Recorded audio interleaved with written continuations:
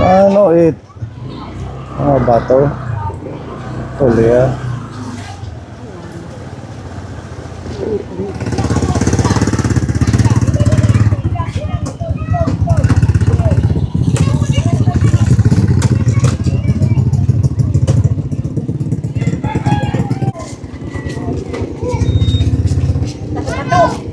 Anong meron doon? Bato. Bato. Pinamimili yan. Ah? Yung tag 20 ang isang salmunan. Ha? Tag 20 isang salmunan. Yung bato na mga itim. Saan galing naman ang bato? Doon. Kinukuha. Kinukuha. Meron ka doon. Wala, hindi ako nagano yan. Kaya nalun ako yung palagi. Sa may uling. Oo. Ang dami Ang Dami. daming nagbebenta ng bato. Marami yan eh. 20 pesos daw ang isang salmunan. Anong gagawin naman doon? Ginaano sa paghalo ng mga pag halimbawa maghahalo sila, ilinalagay sa mga dingding, yung mga ng semento. Pampaganda ng bahay. Ganun. Yun yan. Parang design. Design yan. Marami na nang binili nila. Saan galing dito? Dito sa dagat? Dito? Oo, doon yan. Kuha nila. Ganun pala yan. Akala ko meron ka kasi nandun ka, napila. Hindi na ko yung mga apo ko. Meron yung apo mo. Oo. Pag nakakuha ka ng mga 5, edi may 100 na. Sandaan yan. Pwede nang pambiling ulam at bigas. Yun maliit nga. Gaya ng ganyan ng mga maliit nga, pare-pare yan. Ganito.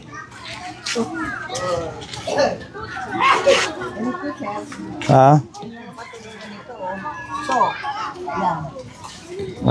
Ganito. Mga itim. Mga itim yan eh. Yan ang Binibili nila. Makintab na ba to? Oo, makintab yan. At saka yun iba, yun puti. Pati pula. Ang nila. Wash out doon. Ha? Wash out? Ganun pala yun. Kumusta ka na, Lola? Okay lang. Anong balita sa'yo? Ganyan pa rin. Okay naman. Uuling. Madami kang uling. Ang iba nga eh, bininta ko na lang kabili ng bigas. Ganyan yan. Ano to? Malambot na ba to? Yun iba. Yun iba Malambot. Ito, malambot. Ay, yung isa matigas. Oo. Pinanguha namin. Maraming doon. Nakita ko, dumaan kami. Maraming tambak na mga kahoy. Pang uling. Saan doon? Oo. Sa akin yan lahat eh. Sa'yo yun. Iniipon mo. Iniipon ko tapos ilalagay sa kanina muntik lang nga ako mag-uling. Kasi pagtatayo ko masakit ang ulo ko kaya hindi ako nakainom ng gamot ko eh. Bakit? Anong gamot mo? Yun ka lang, yun Losartan. High blood kayo? Opo. Naku. Huwag kang kumain ng karne. Magpipiesta pa man din sa inyo. Sir, wala ko yung, wala ko yung kinakain. Basta nainom ako ng gamot. Maintenance yun. Maintenance. Araw-araw yun. Ibig sabihin, resita sa'yo. Araw-araw talaga yun. Kailangan mo siyang i-maintain kay maintenance eh. 100 grams yan eh. Kasi walang Bakit tayo sa bahay ni Lola? Sir, magpapahilot sana ako. Pwede ba? Ang dami mong paninda. Magkano ang sap-sap? tag-sampo. Ito, 10. Dilis. Lahat yan tag-sampo eh. Ito, para sa biki. Paret bayo ko, Saka lalagay naman sa paglalaban ng mga puti. Ito? Pagtapos. Hindi magiging blue kung lalagyan mo. Hindi naman masyado inaano mo yan. Anong tawag dyan? Yung anil. Anil. Anil daw kapone. Kung inilalagay sa mga puti, inaisip ko mag-blue ang damit na puti. Tamang-tama lang, yan linalagay mo sa tubig. Ganon. At saka hindi naman masyado. Malaki naman, maraming tubig ang linalagay mo. Ito ano naman to? Ano yan? Kamang yan. Kamang yan. Ito. Incense. Yan, kamang yan Kamang din. yan. At saka Ito. incense yan. Sa simbahan to, di ba? Opo. Hindi naman ako nawawalan yan eh. Kasi kailangan namin. Kasi nag-ano si Lola, naghihilot. Lalagay ko lang dito. Ha? Ano namin Agi. Pasensya na lang ka mo sa bahay ko kasi pag-uulan din namin na. Kasi marami pang mga butas ng yero eh. Oh, papahilot sana ako. Sige ma'am. Sure. Ito dito ang sakit kahapon. Si Pepa kasi nagpabuhat sa akin ng kahakahang case ng beer. Dito. Gumaya ka kasi sa akin. Oo. Ito lang, Lola. Parang nakuha niya na puwersa. Na-puwersa nugat. Oo nga ano.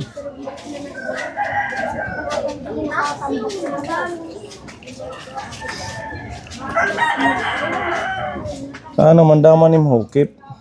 Sure. Pera. Yung mga anong sa kabila, yung mga kalabahan, hindi nagbibigay yan. Oh. Kahit ang mga konsehal. Hindi nagbigay ang konsyal. Magkano lang? 5,000. Hindi, wala. Pag 3,000 lang sa amin si Robert. Okay na yan. At least may Oo, hukip. nakabili naman kami ng Nakabili ka ng bigas. bigas. At saka yun, ano, notebook ni Lomi. Nakita namin may banderitas na dyan. Kailan ang piyesta nyo? 11 June. June. 10-11. Pwede kami mamiyesta. Sige, basta mayroon lang kahit wala. Sige, okay lang. Kahit ano lang, pansit. Oo, okay yan, sir. Sige.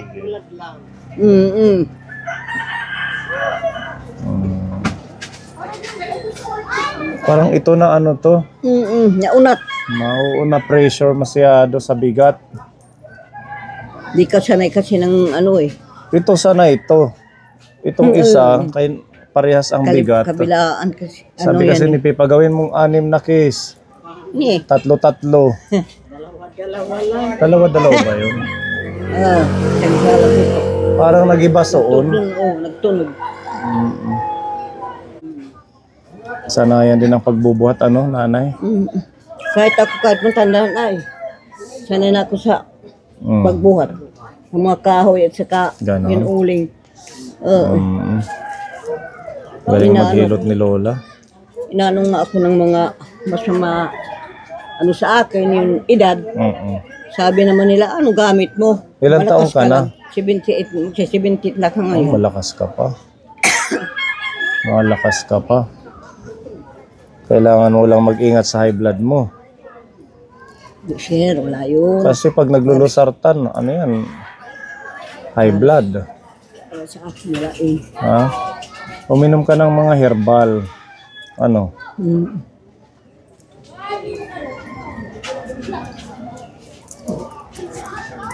Galing ni Lola.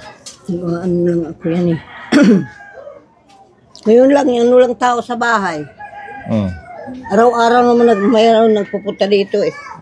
Nagpapahilot. Oo. Isa na lang na dyan eh. Kasi nagpagawa eh, ano, Bridget, yung anak niya. Kasi ginihinangin, yun, ano.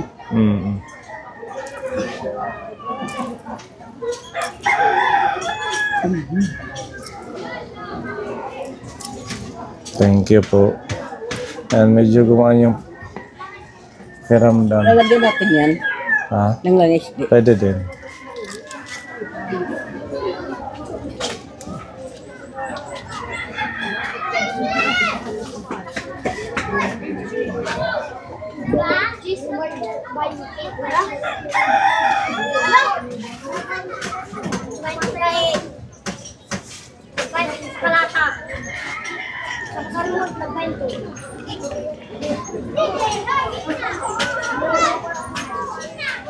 Thank you, Lola.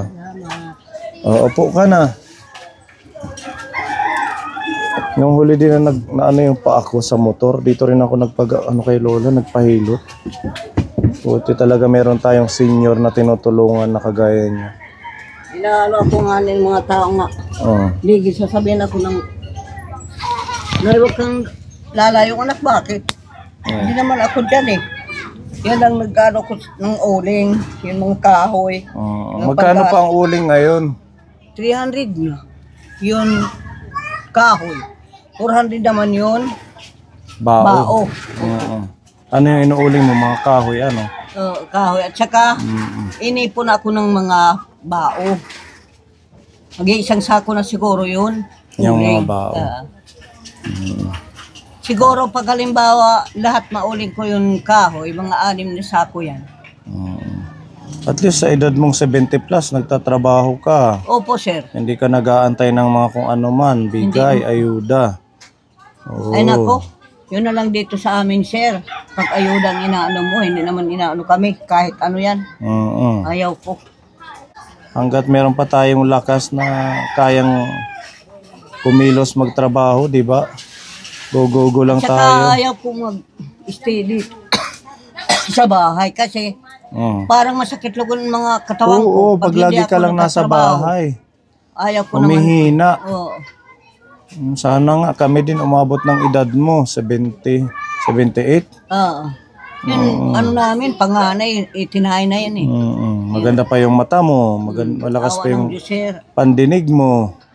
Tapos yung pwersa mo sa paghihilot, okay pa. Di ba? Yung sasabihan na ako nga, ang lakas mo pa, matanda ka na. Sabi ko, awa siguro ng Diyos sa akin yan. Kasi hindi ko lang alam kung paano nagkaganito ako. Kasi yung mga tinuno namin, ganyan. Blessing ni Lord yan kasi mabait kayo. Kaya binibigyan kayo ng lakas. Marami kayong At saka, napapagaling. sir, pag halimbawa sila, mayroon mga sakit, ganito, nagpupunta sa bahay. Oh. Sabi naman nila, bakit, Nay, lahat ka na lang nakakaalam ng mga, pag halimbawa may sakit ka, diretso ko min sasabihan. Sasabihan ko kung ano nangyayari sa'yo, kung saan galing yung ano mo. Yun naman, nag-ano naman ng, Malaking tulong din yung mga hilot, di ba? isa sir, opo, Malaking talaga yan, tulong lahat din. yan. Bago ka magpa-doktor, magpahilot ka muna. Nagpunta nga ako sa Llorente. 3 beses ang nagpunta doon eh. Yung pinsan ko kasi, nabali yun dito. Yung balakang niya. Nabali. Oo, kasi nahulog siya sa ano nila.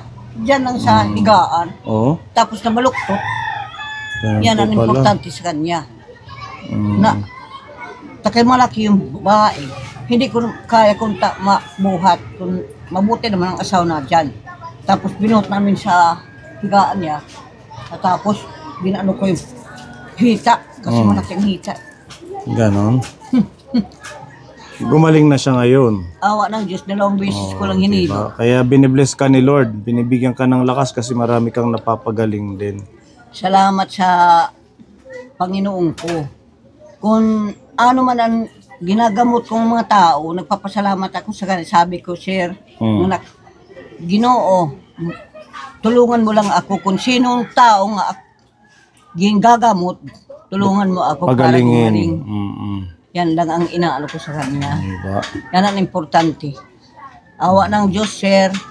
Lahat-lahat yung 3 nagpupunta dito nakakotse doon sa Burunggan. Yun ba yan? Punta dito yan. Natatakot na yung kapatid ko kasi akala niya nga kaya nasa ama ko kala na baka daw kuno ako patayin.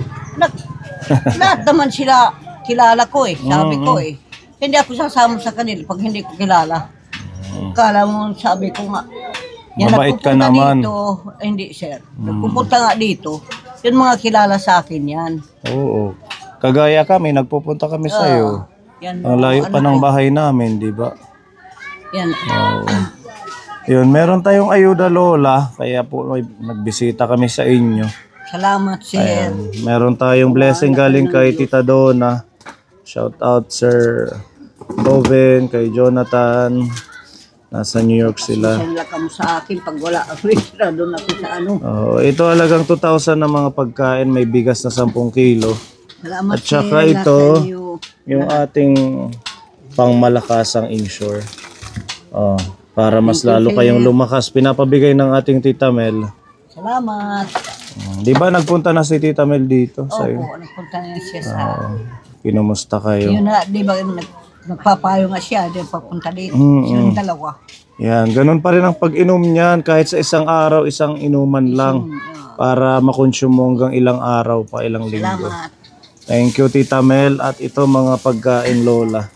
May tinapay. Salamat Tita Mer. Merit. pagbigay mo sa akin. Ito kay Tita Donna. Sa'yo rin. Oo, may mga...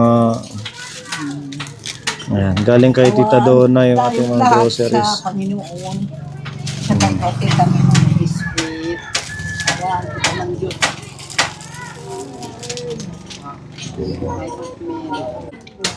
Masarap po ito eh. Yung nagbigay kayo sa akin. Oo, healthy yan. Pwedeng pang Masarap snack. po talaga ito eh. Sa umaga pa minsan na ano ko yan. Tita Donna, salamat. Lahat tayo na nagpupunta dito sa akin. Sana awa ng Diyos matagal ang mga buhay natin. Amen. Ayan, may mga pagkain yan, Lola. Malayo ang mga disgrasya sa atin.